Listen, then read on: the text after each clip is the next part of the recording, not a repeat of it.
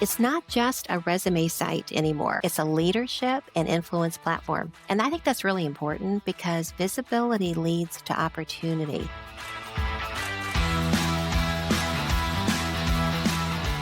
Welcome to the Joy Powered Workspace podcast, where we help HR and business leaders embrace joy in the workplace. I'm Jody Curtis, owner of Purple Ink, an HR consulting and talent development firm. And with me is my dear friend and co-host, Susan White, owner of Susan Tender White Consulting, an HR consulting practice. Susan is also a senior executive collaborator with Purple Ink.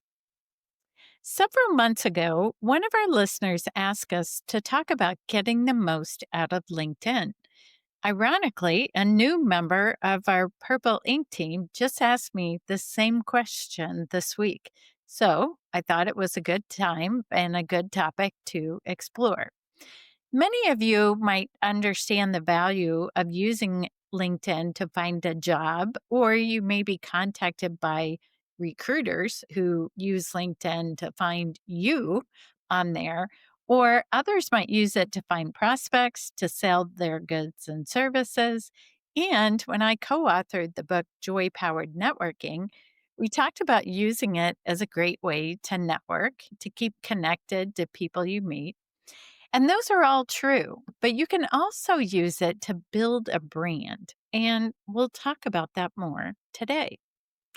Susan, I thought we'd start by sharing our own experiences with LinkedIn. What features or tools do you use on LinkedIn, and why might you recommend it to others? It's funny that this is our topic today because just yesterday I was telling a friend of mine how grateful I feel that LinkedIn uh, really, when I retired from my corporate job and started doing consulting in 2014, how grateful I am that it existed. I don't know how I would have stayed in touch the last 11 years Yeah. with people that I've worked with. I don't know how all the people that I've met, I would have easy access to staying in touch with them. I am confident that I have gotten business through it because people Mhm. will think of me and say, Susan, didn't I hear you're consulting? They'll send me a LinkedIn message because they may not have my email. When I meet people, it's definitely I've profited from it, from business coming to me. I don't do any promotions on LinkedIn. I don't. People who connect with me, I do not sell to them, but people find me, and that has been Mhm. the best gift. But I also, just from a social standpoint, I love hearing from people that come across I might pop up on them, or I might have posted something, and then they'll reach out and say, "Look, we gotta have a virtual coffee." Anyway, it's just been wonderful for me professionally and personally. I Yeah. will tell you, I have 3,111 connections today. In 2014, when I started, I had like 300. And Yep. so it has been, like a 10-time growth, but I really curate my list. I have to know you and I have to like you. And Yeah. not everyone has made that cut. So Yeah. I really feel good about my 3,111 people. If I'm a first connection to somebody, they might have been in a class I taught and I liked them, or it might be somebody I worked with and I liked them. So I feel really, if someone said to me, I see you're connected to so and so, I can go back and figure out, yeah, I am connected to them and here's why I like them. hmm You just made a good point that I wasn't going to talk about today, but we can talk about it here. Or you mentioned sort of your requirement for accepting a connection on LinkedIn. And some people are, very close to the vest on that. Whereas, like on Yeah, Facebook, I'm pretty careful about who I accept on there. But on sure. LinkedIn, I have been one to accept most all connections, not all of them. If I feel like it might be someone who's only trying to sell to me, then Hmm. I do not connect with them. But because I do an awful lot of training and speaking, I have a Sure. lot of people in my audiences or classes that I always think, oh, maybe I'll want to be connected with them down the road, or maybe they'll think about me for a future training or Mhm. speaking opportunity as well too. So my guidelines on acceptances are um my standards are pretty low, I guess, although Okay. it's not all of them for sure. Sure. I get Yeah. that. I get that. I will look to see when someone sends me an invite, like, if they have, like, 4 other people, I'm thinking, "Maybe this is not a real person," Yes. they're yeah, but I'm just I'm and if someone doesn't send a note and say, "Hey, this is where I met you, how I knew you," if it wasn't the same day I knew that person was in my class or that I'd met them, I'm just real reluctant. I don't know why. I hold Yeah. it close to my chest. Yeah. Yeah. But your strategy has worked beautifully for you because I know you've gotten a lot of business that has come to you because people have met you and they've seen you in action and they're Yeah. like, "We need her." So Yeah. it works. Well, and I do use it as a branding opportunity really for myself and for Purple Ink. And of course, both of us use it as a platform to promote this podcast as well That's too. right. We always post about the newest episodes and getting Mm. people excited about it. But I will tell you that 10 months ago, I had 7,250 connections on LinkedIn. And I know that because I wrote it down and I set a goal to add 1,000 connections in that fiscal year. And I can tell you it was much harder than I thought it would be. So That's a big number, I got really. to about 80% of my goal. Now I have 52 days left and I have what did I look this morning? I have like 230 more to get. So, if you're listening to me and you want to be connected to me on LinkedIn, I will accept. I'll use this as a little ploy to reach my goal. And I'm hoping you might reach out and link in with me on LinkedIn. So I wish I could give you one, but we've been linked in together so long. that's So right. sorry about that. I That's can't help that goal. yeah. I am also a business owner, and I'll admit I'm looking for more business. Now, believe me, that does not mean I'm reaching out to my 8,000 connections and asking for business. I want to be a thought leader in the HR and the business world. I want to gain people's trust.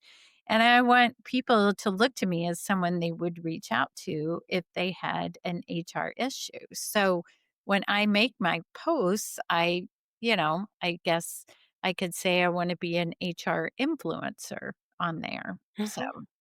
yeah. Now, before I started my business in 2010, and I did look up, LinkedIn started or it became available for public use in 2003.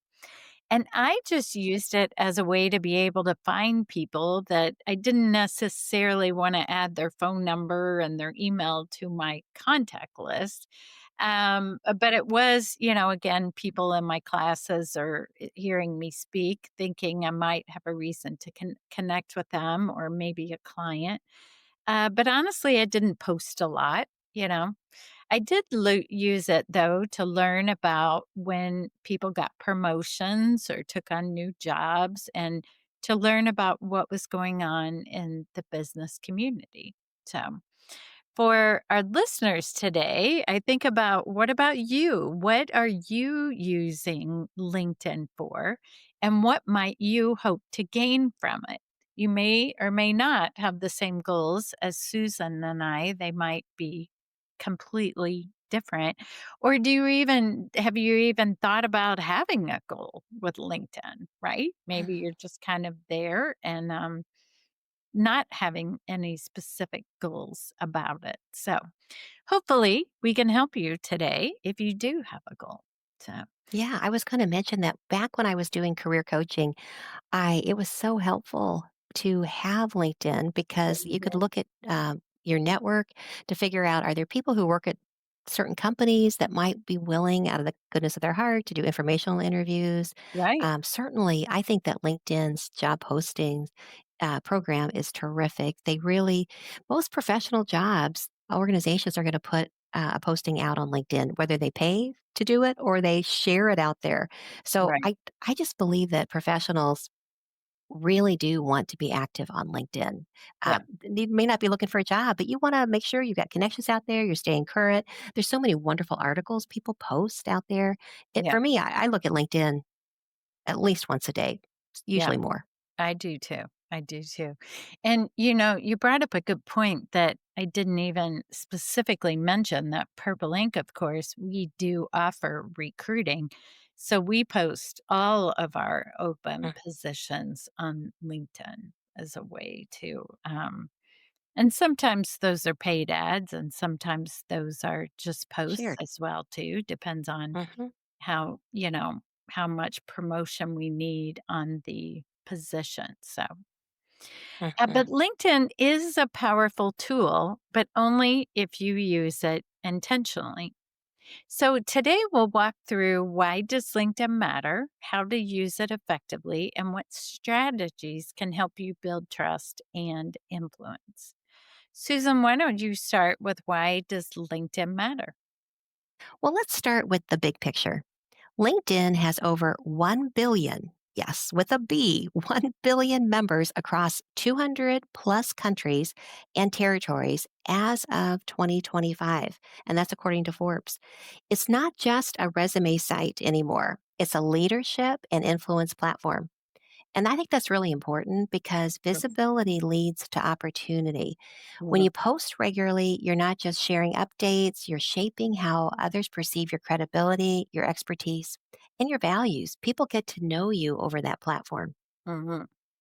A recent Forbes study analyzed 8,000 LinkedIn posts from executives and found they generated 37 million views and 500,000 engagements. And that's not just noise, that's impact. So, why might you want to post more? Well, because frequency builds familiarity. Forbes found that posting 2 to 3 times per week led to 57% more engagement than posting just once a week. And Mm. visibility matters. Most LinkedIn posts earn the bulk of their views within 24 hours. So if you're only posting once a week, you're invisible more than 85% of the time. But it's just fascinating. Wow. I know a lot of people will hire someone to be their social media person, and they Yeah. are out there doing all that. As a single proprietor of HR consulting person of one, for me to do once a week, which I don't, but if I did once a week, that would be real effort for me. But Yeah. now that I see the value, it does make sense. If you really want to not be invisible out there, you need to be concerted, intentional, and probably have somebody really dropping Yeah. uh, information more frequently than I would have. Right. So it's really not just about being seen. We want to be trusted, and I can understand that. If you're out there a lot on LinkedIn, you can start to build trust. If you're bringing really good content regularly, people start to look towards you, and you realize your dream, Jody, of really being an HR influencer in your case. Um, because if we can build that trust and our brand online, it says 77% of business to business marketing leaders say buyers vet brands through their LinkedIn network, not just comparing company websites. They're out there reading what you're posting, seeing what Yeah. kind of activity you get, what people are commenting on that you've put out there. So, very powerful. Yeah. And all of that means your profile, your posts, and your interactions are part of your professional reputation. They shape how others decide to work with you, hire you, or refer you. And by the way, it's not just about you. It's not just Jody Curtis. It benefits my company and my network overall. And that consistent posting can help build that brand awareness and strengthen those relationships as well. So let's talk a bit of strategy and what actually works on LinkedIn.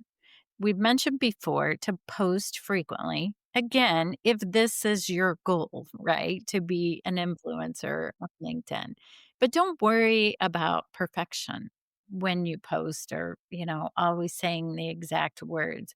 LinkedIn, of course, has an algorithm and it rewards consistency. And secondly, tell stories. I think people love to hear stories about what's going on in your business. And posts between about 1,500 to 3,000 characters have the highest engagement rates. So use line breaks and make it digestible to people. They also advise that you should use visuals. I know I am drawn when I see a photo, a picture, a video. I'm drawn to it. Video posts now slightly outperform images, 2.35% versus 2.32%, but only when they're insight rich, according to Forbes. So you want to be original. If you can use real people that people identify with, even better if you have their permission. Resharing others' posts earns less than half of the engagement than an original content post is.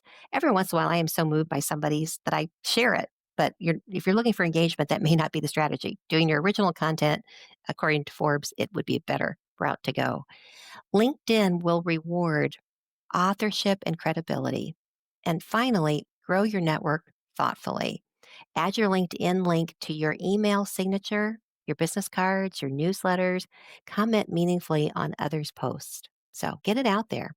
Yeah. Here are a few other quick tips to help you get the most out of LinkedIn. Number one, audit your profile. Make sure your headline and your about section tell your story. And is it up to date, right? Yes, and I've heard about the photo. It's very important. It's a smiling photo. So Oh, make yeah. sure, yeah, you're that recruiters, anybody's looking to engage with you. You want this is the time for positivity. That may not be your natural state, but this is the time. So smile in that photo. Yeah. And use keywords that reflect your expertise and goals.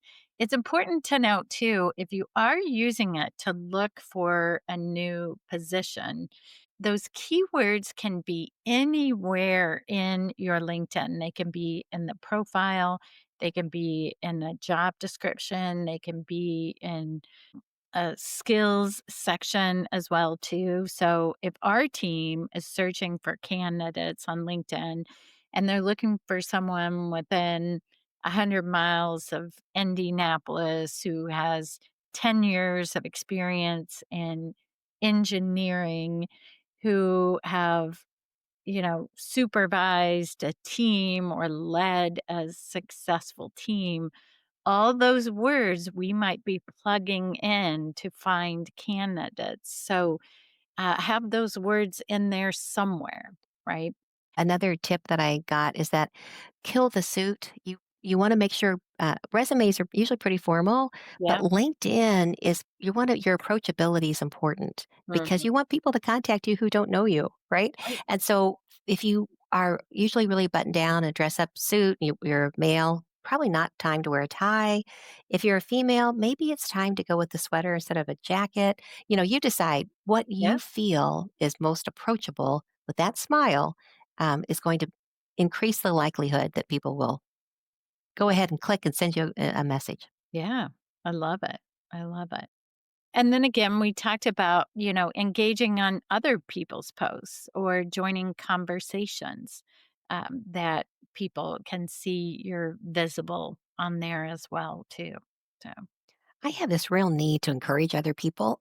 I find it fills my bucket to help other people feel better about themselves and about what they're doing. And so I told you I'm out on LinkedIn at least every day, once a day, but mhm. probably several times more than that on most Yeah. days. When I've got nothing to do and I'm waiting for a doctor, I'll go out and look at LinkedIn and I read people's posts, I read their articles, and I'm forever liking them, noting that a heart or support or an idea. I feel like it's a great way to affirm other people. So Right. that doing that helps my digital footprint. So Right. it does help me in the LinkedIn algorithms. For those of you that when you got time to kill and you got your mobile device with you, why not? Yeah, I agree. I love it. LinkedIn isn't just a platform. It is a professional stage that you're on. Show up, share your voice, and build the kind of trust that opens doors for you. to Yeah. the degree you want them opened. Yeah. I love it. So, a couple other goals that we just briefly mentioned that I thought I would add about too. I think we could do a whole podcast on finding a job on LinkedIn with some Mm, of the tips that we use today. But I actually have a friend who works for LinkedIn, and I reached out to her and I said, "What are you talking about internally at LinkedIn, or what do you always recommend?" That people do, specifically if they're looking for a new role.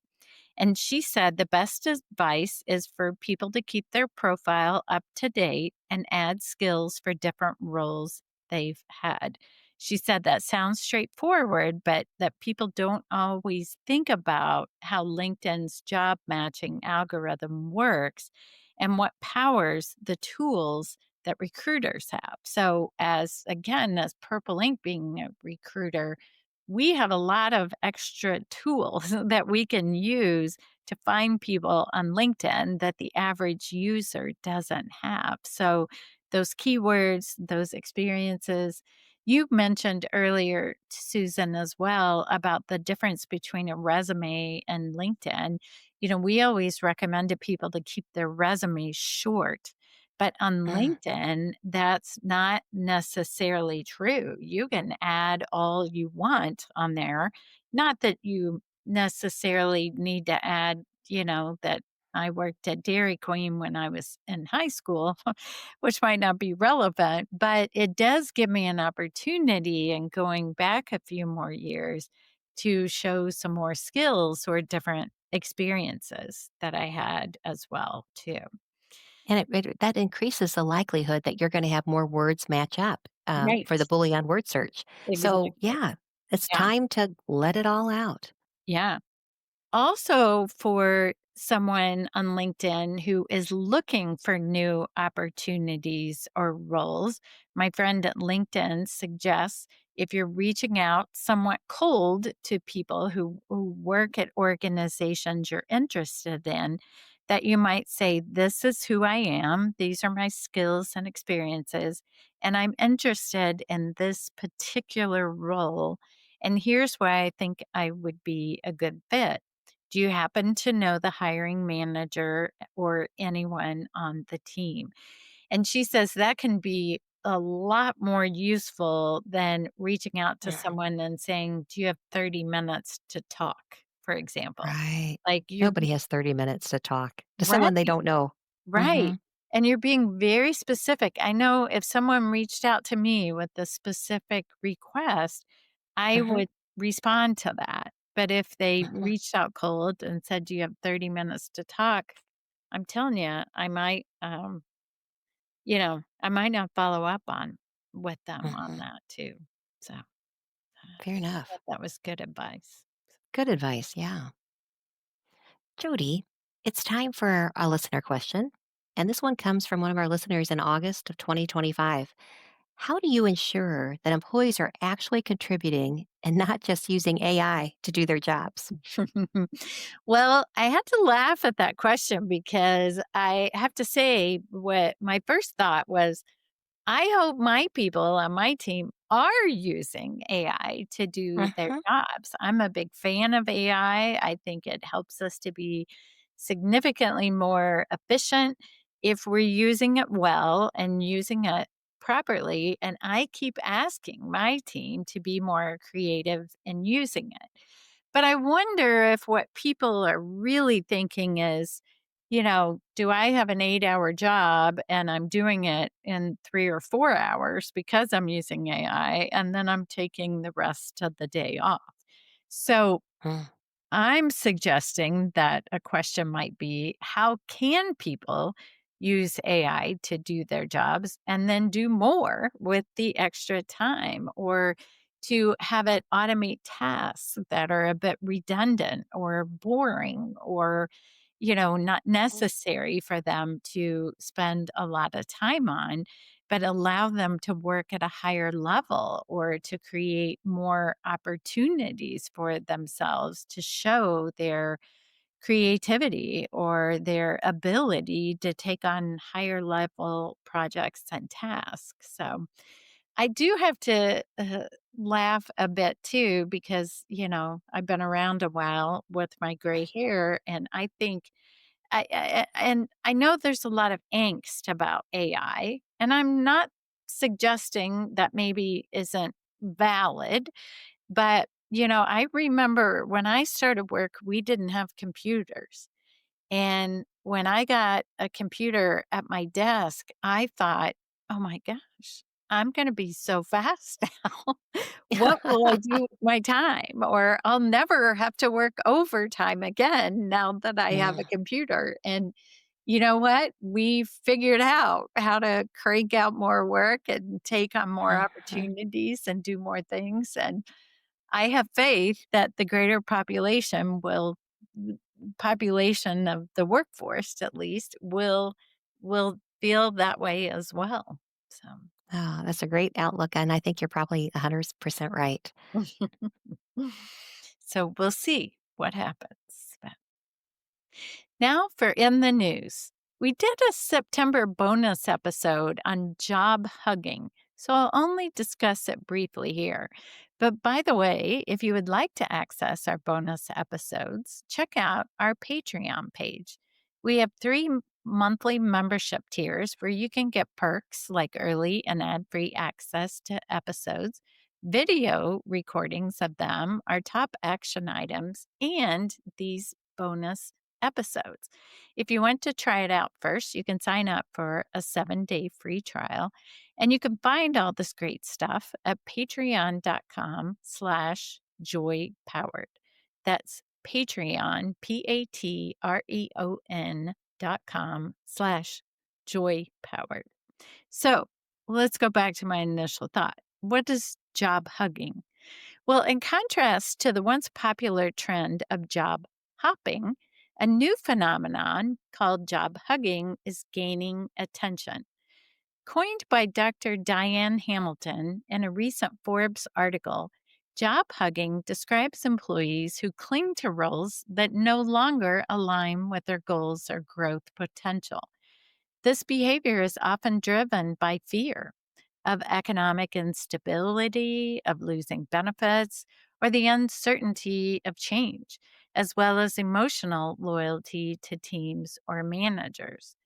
And with layoffs, hiring freezes, and AI disruption dominating headlines these days, many workers are choosing security over ambition. Jody, I've gotta tell you, I never had a name for it, but man, I know in times of my career, I was a hugging that job. I was a job hugger. So thank you for helping me see that there's a name for it. Yes, yes. And despite stereotypes about younger generations being more prone to job hopping, recent data from the National Institute on Retirement Security and the Bureau of Labor Statistics shows otherwise. Experts say quit rates are more closely tied to economic cycles rather than generational attitudes. So, as the workplace continues to evolve, job hugging may be less about complacency and more about survival. Of course, job hugging can be good news and bad news for both the organizations and the individuals. For the organization to have more consistency and less turnover, we know that creates less expenses and can be a good thing. But the complacency and fear for individuals can also lead to less engagement at the same time. So Hmm. you can listen to the full episode on that to find out more. If you're SHRM certified, you can get credit for listening to this episode. To get the code, go to getjoypowered.com/SHRM and fill out a short evaluation. When you finish the evaluation, you'll get the code and a link to proof of participation certificate. The code for today's episode will expire on November 3rd, 2026. Again, that's getjoypowered.com/SHRM to get the code, and it will expire on November 3rd, 2026.